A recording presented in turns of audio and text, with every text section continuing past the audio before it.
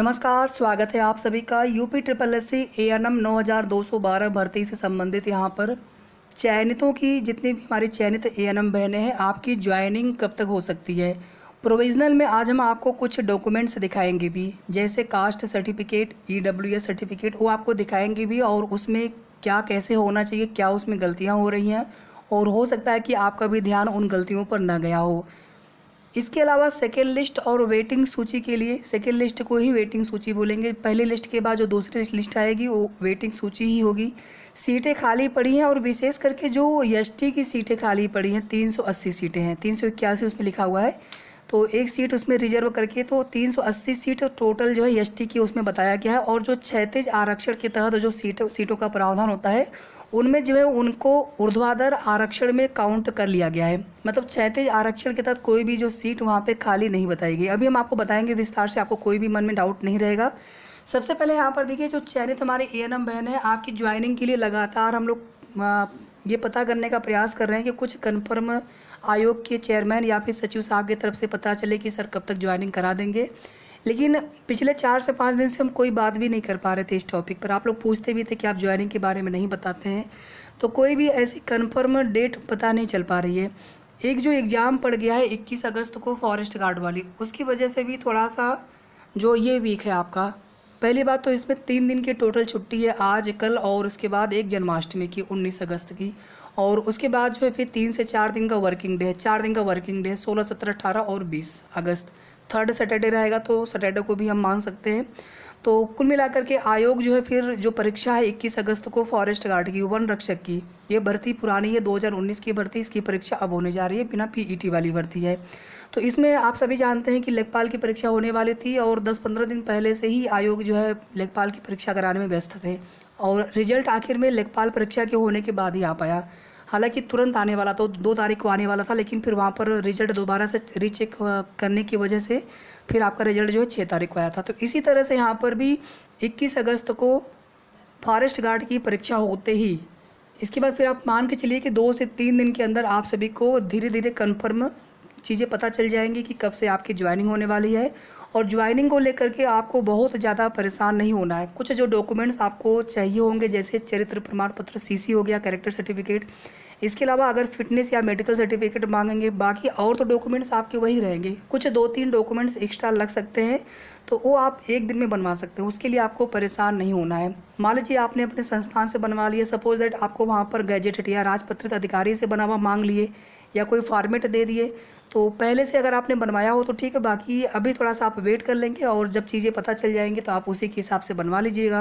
Police verification वगैरह के चक्कर में मत पड़िएगा, वो सब चीज़ें जो है विभाग आपका करवाता है, अगर उनको वहाँ पर रिक्वायरमेंट होती है तो ठीक है। बाकी अपने मन से कोई कुछ बता रहा है तो उसका क्या मतलब है। जो चीज़ें ऑफिशियल होती हैं, जो चीज़ें नोटिस के माध्यम से, सूचना के माध्यम से मिलेगी हम सभी को, तो उसी के अनुसार ही आप सभी को अपनी तैयारी रखनी है। बाकी अभी आज और कल का दिन छोड़ दीजिए, 16 तारीख को जब फिर से आयोग खुलेगा, फिर वर्किंग डे होगा, तो फिर से हम कोशिश करेंगे कि कुछ कन्फर्म डेट पता चल पाए। तो कुछ जानकारी होगी तो हम आपको समय समय पर उसकी सूचना देते रहेंगे। इसके बाद देखिए, यहाँ पर जो प्रोविज़नल वाला मामला है, थोड़ा सा इसको आप समझ लीजिए अच्छे से। प्रोविज़नल को लेकर के जो है डराया जा रहा है बहुत लोगों के द्वारा कि 99% लोगों का इसमें जो है दिक्कत हो सकती है, इस प्रकार की चीज़ें, या बहुत लोग कह रहे हैं कि इसमें 50% का चांस है।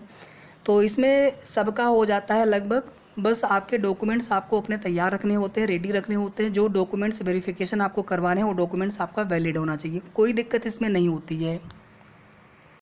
ये तो तब वाले केस होते हैं ना, जैसे SSC CGL का चल रहा था, हो सकता है कुछ लोगों ने उसका एग्जाम्पल या उसी को आधार बनाते हुए यहाँ पर चीज़ें बता दी। वहाँ पर ये हुआ था कि जिनको प्रोविज़नल दिया गया था, EWS वाला मामला था, तो उसमें थोड़ी बहुत कुछ लिपिकी त्रुटियाँ थी। जो लोग उसको वेरीफाई करवा लिए तो उनका हो गया, जो लोग नहीं करवा पाए थे तो उनका वहाँ पर नहीं हो पाया था चयन, जबकि फाइनल मतलब सेलेक्ट हो चुकी है तो वो, लेकिन उनको भी प्रोविज़नल दे दिया गया था। यूपी ट्रिपल SC की भर्तियों में प्रोविज़नल कई केसेज में मिलते हैं। अगर आप रिजल्ट को ध्यान से आपने पढ़ा होगा, हमें पूरी उम्मीद है आप सभी ने ध्यान से पढ़ा होगा, तो इसमें अगर आप देखेंगे तो यहाँ पर लिखा हुआ है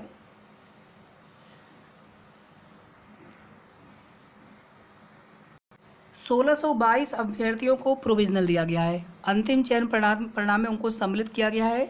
उक्त अभ्यर्थियों का अंतिम चयन माननीय आयोग अध्याचनकर्ता विभाग द्वारा अधियाचनकर्ता विभाग मतलब जहाँ से अधियाचन आता है कि सर हमें इन पदों पर भर्ती करवानी है, इस कैटेगरी की इतनी सीटें वो बना करके देते हैं आयोग को। फिर आयोग उसी के अनुसार जो है नोटिफिकेशन जारी करके भर्ती करवाते हैं, परीक्षा करवाते हैं, रिजल्ट जारी करते हैं, डॉक्यूमेंट वेरिफिकेशन आदि चीज़ें करते हैं। ज्वाइनिंग तक की जो प्रक्रिया होती है वहाँ तक वो संपन्न करवाते हैं। कभी कभी ज्वाइनिंग के लिए फाइल भेज दी जाती है। ज्वाइनिंग आपका जो है आपके अधियाचनकर्ता विभाग से होता है। तो यहाँ पर बिल्कुल भी क्लियर नहीं हो पा रहा है। और जितने भी एएनएम बहनें आयोग गई हुई थी पता करने के लिए, हमने कहा भी था कि आप जा सकते हैं, लेकिन किसी को कुछ बताया नहीं जा रहा है। बस इतना बोला गया कि आपके डॉक्यूमेंट्स में आप देख लीजिए अपने स्तर से, जो भी आपको उसमें कमियां नज़र आए तो उसको आप सही करवा लीजिए, या फिर उसको लेकर के जो भी उसमें आप संशोधन करवा सकते हैं, एफिडेविट बनवाना हो या कोई डॉक्यूमेंट्स छूट गया हो देने से, तो सारी चीज़ें आप देख लीजिएगा। उसी हिसाब से आपको अपनी तैयारी पूरी करनी है। विद हेल्ड वाला भी वही बोला गया था, उसमें कुछ बायोमेट्रिक वाली कुछ अन्य समस्याएं आ रही हैं, तो वहाँ पर भी देखिए किस प्रकार से कब तक नोटिस जारी होती है। और यहाँ पर अगर प्रोविजनल और जिनका प्रोविजनल नहीं लगा, सबका अगर ज्वाइनिंग एक साथ हो जाता तो अच्छा रहता, फिर बाद में सीनियर जूनियर की बात नहीं रहती प्रमोशन आदि में। और भी कई तरह की चीज़ें होती हैं, एक साथ भर्ती में होने के बावजूद भी आप जूनियर और जो जिनका प्रोविजनल नहीं वो सीनियर हो जाएंगे अगर आपकी ज्वाइनिंग बाद में कराई जाती है तो। और प्रोसेस एक साथ होने से अच्छा रहता, सबकी ज्वाइनिंग एक साथ हो जाती। बाकी जिनका प्रोविजनल नहीं है वो तो चाहेंगे कि हमारी ज्वाइनिंग हो जाए तुरंत, तो सबके अपनी अपनी उनके मांग है या उनके अपने अपने स्तर से कि मतलब पहले ज्वाइनिंग हमारी करा दी जाए ताकि हम लोग अपना क्यों वेट करें। तो वो भी अपनी जगह पे सही है और आप भी अपनी जगह पे सही है कि हम सभी की ज्वाइनिंग एक साथ कराई जाए। एक भैया ने जाति प्रमाण पत्र एक भेजा था, हमसे पूछ रहे थे कि जाति प्रमाण पत्र ये सही है क्या। इसमें क्या हुआ था कि जैसे मायके पक्ष से नहीं बना रहे, लेखपाल मना करे, हालांकि मना करने का कोई उनको अधिकार नहीं है। जब नियमावली है, नोटिफिकेशन है, भर्तियों में पिता पक्ष का ही जाति प्रमाण पत्र देना है तो फिर उनको बना करके देना चाहिए। उसमें या तो वो लोग जो है अपना बहाने करते हैं या फिर वो काम नहीं करना चाहते हैं। मना कैसे कर सकते हैं, कोई ना कोई उसका प्रावधान तो उनको करना पड़ेगा किस प्रकार से बना करके देना है।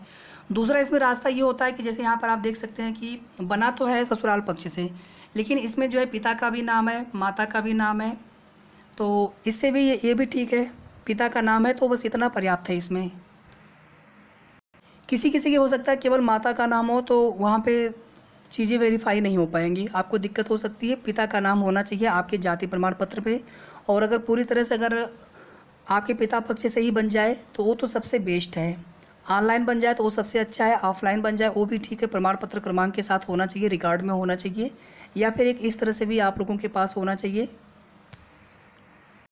इसके बाद ईडब्ल्यूएस वाला ध्यान से देख लीजिए, इसमें किस तरह की कितनी गलतियां हो रही। पहला तो है कुछ लोगों ने ईडब्ल्यूएस जो है सेंट्रल वाला बनवा के आपने दिया होगा, ये स्टेट वाला फॉर्मेट है उत्तर प्रदेश का। अगर आपने सेंट्रल वाला दिया है तो आपके पास स्टेट वाला होना चाहिए, क्योंकि स्टेट की भर्ती, हालांकि देखिए सेंट्रल का तो अगर वो क्राइटेरिया आप उसको ध्यान देना है। मान लीजिए कि सेंट्रल की एलिजिबिलिटी 1 साल की है और किसी स्टेट ने एलिजिबिलिटी उसको 2 साल की कर रखी है तो वो सेंट्रल वाला ऑटोमेटिक चल जाएगा। तो क्राइटेरिया के हिसाब से वहाँ पर वो चीज़ें हैं और आयोग के ऊपर है किस प्रकार से उसको वेरीफाई करते हैं। बाकी स्टेट वाला हमने कहा था उस समय कि स्टेट वाला आपके पास हो तो ज़्यादा अच्छा रहेगा।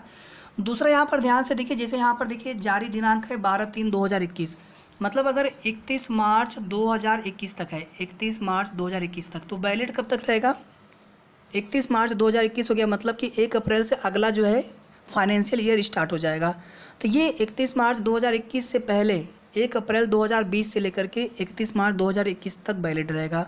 मतलब मान लीजिए अगर आपने 2021 में बनवाया होगा तो यहाँ पर क्या आएगा 2021-22 आएगा, और यहाँ पर क्या आएगा 2020-21 आएगा। बहुत लोगों में क्या हुआ है कि ये दोनों सेम टू सेम कर दिया गया है, इसको आप प्लीज़ ध्यान से देख लीजिएगा।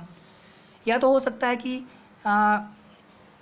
आगे का कहीं कर दिया गया हो, मतलब फरवरी में बना हो, मार्च में बना हो, लेकिन वो वैलिड ईयर जो है वह अगले वाले फाइनेंशियल ईयर के लिए गलती से कर दिया गया हो। ठीक है, तो 1 अप्रैल 2020 से लेकर के 31 मार्च 2021 के बीच में बना होगा तो उसमें जो वैधता वर्ष होगा 2020-21 होगा। 1 अप्रैल 2021 के बाद अगर बना होगा कभी भी, आपकी जो डॉक्यूमेंट वेरिफिकेशन 2022 में हुआ है, फॉर्म भरने की लास्ट डेट जनवरी में थी, 2022 में थी, तो आपने 2021 में बनवाया होगा, तो 1 अप्रैल 2021 के बाद कभी भी बना हो उसमें वैधता वर्ष 2021-22 ही आएगा। और यहाँ पर जो वित्तीय वर्ष है जिसकी आय पर बनता है ईडब्ल्यूएस वो 2020-21 1 साल पहले का होना चाहिए। और इसमें भी नाम वगैरह आप देख लीजिएगा, कुछ नाम वगैरह में कोई गलती कोई त्रुटि ना हो। तो ये तो ईडब्ल्यूएस को लेकर की चीज़ें हो गई। बाकी इसके अलावा आप देख लीजिएगा अपने स्तर से सभी लोगों के लिए जिनका भी प्रोविजनल लगा कि कहीं पर कुछ और त्रुटि ना हो, नाम वगैरह में कुछ और, या किसी डॉक्यूमेंट्स में कोई कमियां ना रह गई हो, करेक्शन वगैरह आपने कराने के लिए ना दिया हो, ठीक है। हर स्तर से आप देख लीजिएगा और सभी डॉक्यूमेंट्स आपको रेडी रखना है। प्रोविजनल के लिए नोटिस जब भी उसके लिए सूचना होगी आप सभी को बताया जाएगा। इसके बाद देखिए वेटिंग लिस्ट, प्रतीक्षा सूची के लिए बात करेंगे। यहाँ पर अगर आप ध्यान से देखेंगे तो जिस कैटेगरी में जितने भी सिलेक्शन किए गए हैं, और आप देखेंगे कि जो ओबीसी एससी कोटे की पूरी सीटें भी नहीं है, तो पूरी सीटें भी होनी चाहिए थी, लेकिन अधियाचन जैसे मिला है आयोग ने भर्ती करा दी है। तो इस पर हमने पहले भी बात किया था, लेकिन उस समय आप में से जितने भी हमारे ओबीसी एससी की बहनें हैं किसी ने कुछ कहा ही नहीं। तो उस समय आप जाकर के बात कर सकते थे कि सर हमारे कोटे की जो सीटें कम पड़ी उन सीटों को भी इसमें जोड़ दिया जाए। अब यहाँ पर फाइनल रिजल्ट आने के बाद इन सब चीज़ों पर ऑब्जेक्शन करना बड़ा मुश्किल हो जाता है। बाकी अगर आप प्रयास करना चाहते हैं तो अपने स्तर से आप कर सकते हैं, बाकी हमारे स्तर से जो भी आपको जानकारी चाहिए होगी हम आपको बताएंगे।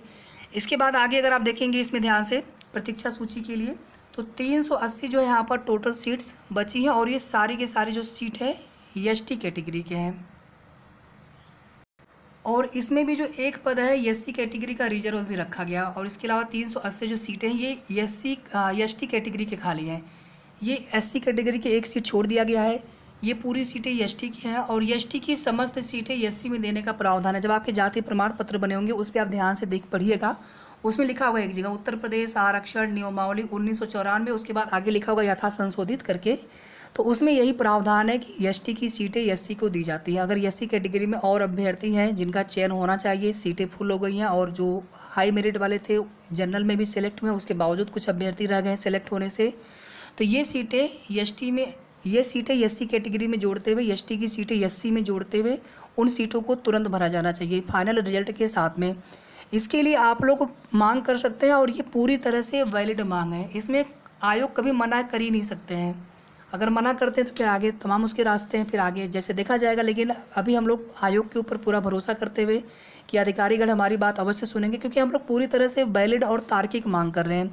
पहला तो ये हो गया। दूसरा देखिए, इसके अलावा जो अन्य कैटेगरी के अभ्यर्थी हैं जैसे ओबीसी हैं या फिर जनरल के अभ्यर्थी हैं बहनें हैं, तो आपके लिए कैसे हो सकता है, तो ज्वाइनिंग के बाद जब सीटें खाली बचेंगी, सीटें कुछ न कुछ खाली बचेंगी, लेकिन कितनी सीटें खाली बचेंगी, 50, 100, 60, 70, 80, 90, 150, 200, कुछ उसका अनुमान पहले से तो लगाया नहीं जा सकता है, लेकिन कुछ न कुछ सीटें 100% खाली होती हैं हर भर्ती में। यहाँ पर भी खाली होनी चाहिए, तो उन सीटों पर प्रतीक्षा सूची की हम लोग मांग कर सकते हैं। उसमें हर कैटेगरी की सीटें हो सकती हैं, तो हर कैटेगरी के लोगों को फ़ायदा होगा, जनरल भी, ओबीसी भी, ईडब्ल्यूएस भी।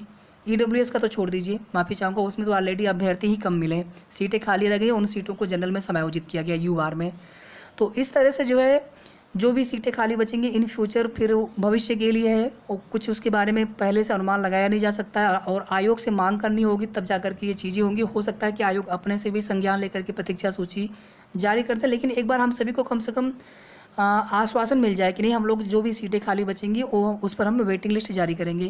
तो एक बार हमारे जितने भी एससी की भाई हैं, इस एससी की बहनें हैं, ये जो सीटें खाली हैं उन पर तो बिल्कुल आप स्ट्रांगली बात कर सकती हैं, मतलब अपना पक्ष रख सकती हैं, और बिल्कुल हम लोग निवेदन कर सकते हैं आयोग के अधिकारियों से या चेयरमैन सर से या फिर सचिव सर से।